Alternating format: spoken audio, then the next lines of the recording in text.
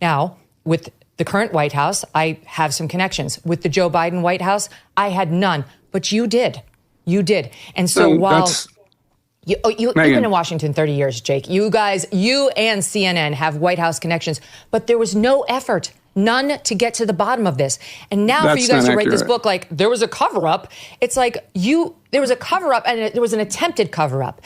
It could only ever work if you allowed it, if the press allowed it. Some of us tried not to, and some of us were complicit.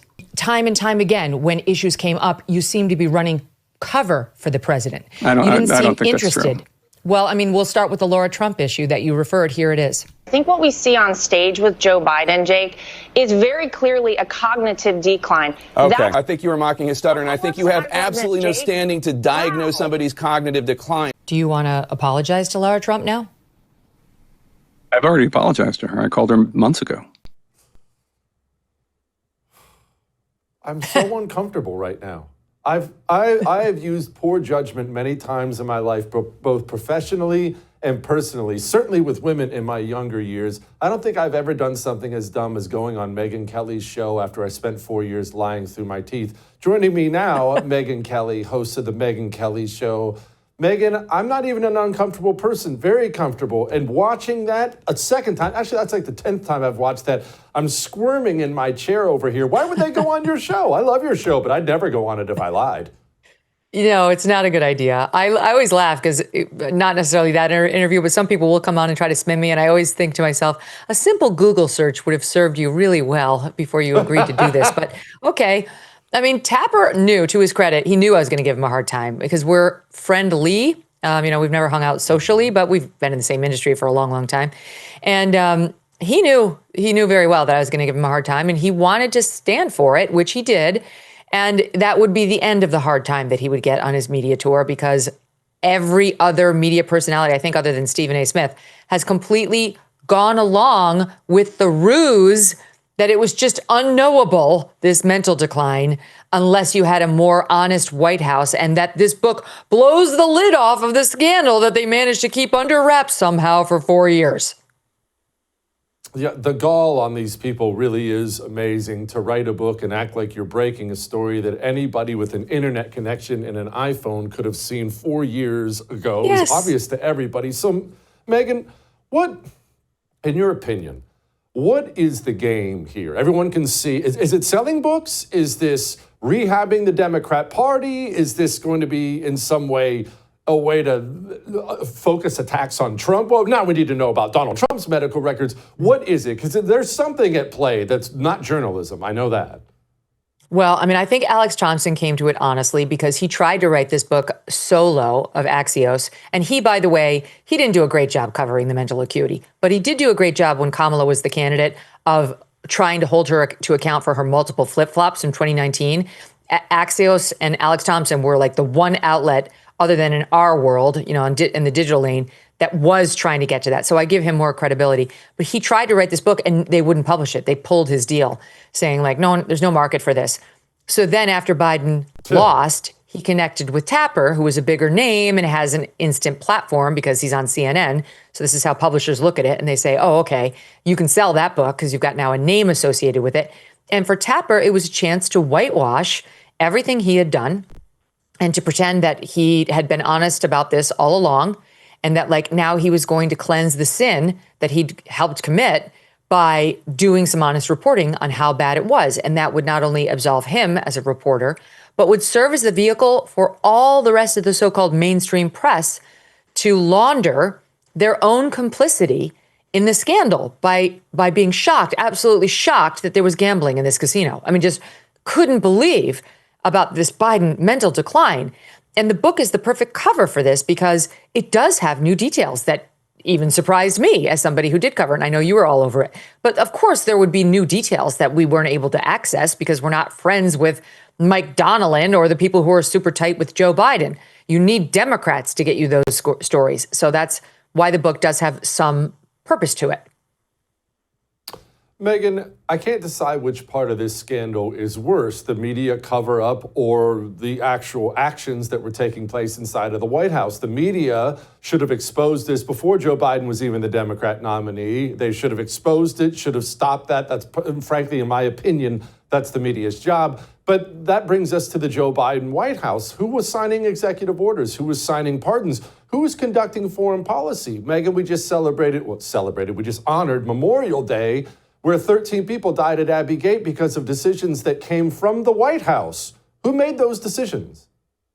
The book doesn't say anything about who specifically made those decisions, but it does give you the inner circle. It's like 4, maybe 5 people around Joe Biden and also Jill Biden's chief of staff, who were very involved in everything and ran the roost over there. That guy, Mike Donilon, who I mentioned, chief among them, who'd been with Biden for 30 years, who to the end was saying he was totally competent. There was no scandal there. And yes, you're looking at her right now, Jill Biden and Hunter Biden, too, according to this book, very much involved in the cover-up and decision-making around the president, including around policy issues.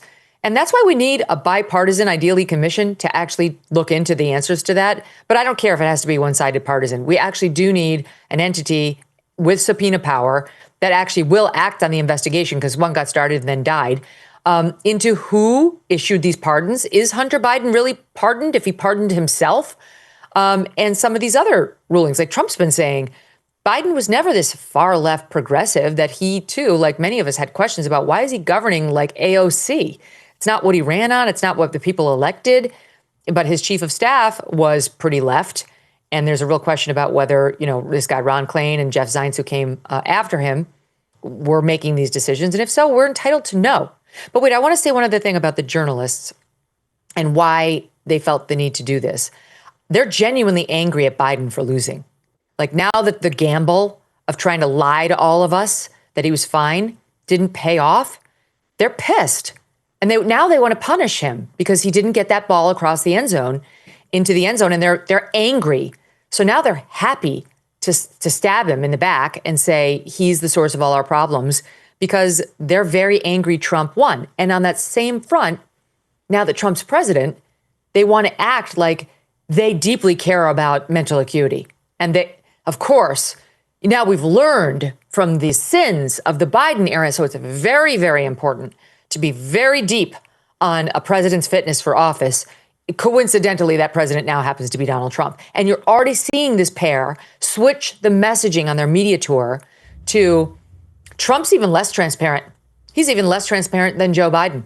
And their Democrat allies are out there on places like Fox. We saw this with Seth Moulton, who went on Martha McCallum's show, trying to run that same playbook. Like, Trump's the one who almost got 25th Amendmented after he didn't accept the election results in 2020.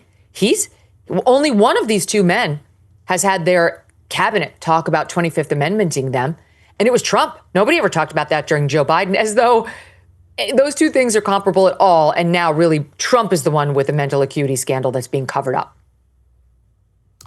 Megyn, where does the Democrat Party go from here? And I say this as someone who's actually nervous about it. And I'm nervous because they seem so lost, so bottomed out right now. Trump's numbers are still good, very, very solid. Democrat numbers are in the tank. Jasmine Crockett and her type have become the face of the party. They seem lost and hopeless and like they'll never win another election. But you, of course, know, as I do, that's not how it works. Parties come back. They find a way.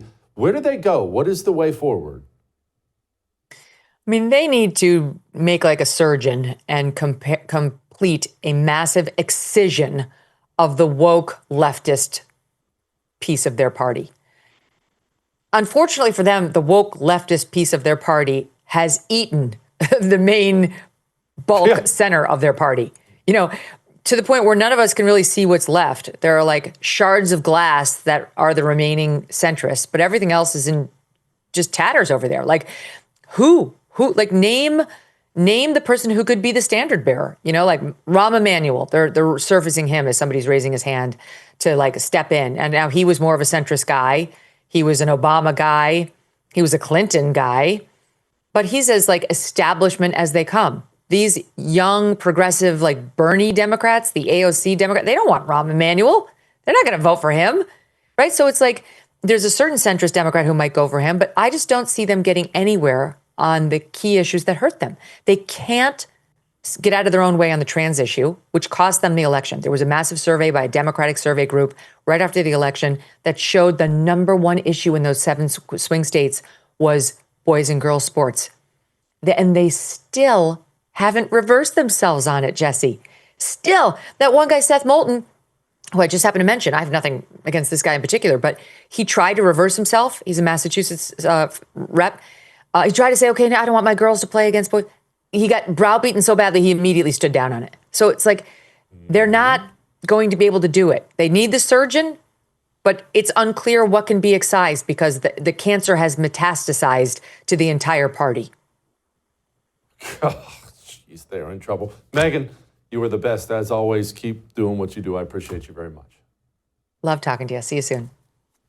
I would thank you for coming to my YouTube channel, but I know how brilliant it is, and I know you love it here. So subscribe and watch. We're going to start really ramping things up and putting some funny stuff, some interesting stuff out there, some collaborations. Either way, my YouTube channel is officially the place to be. So stick around.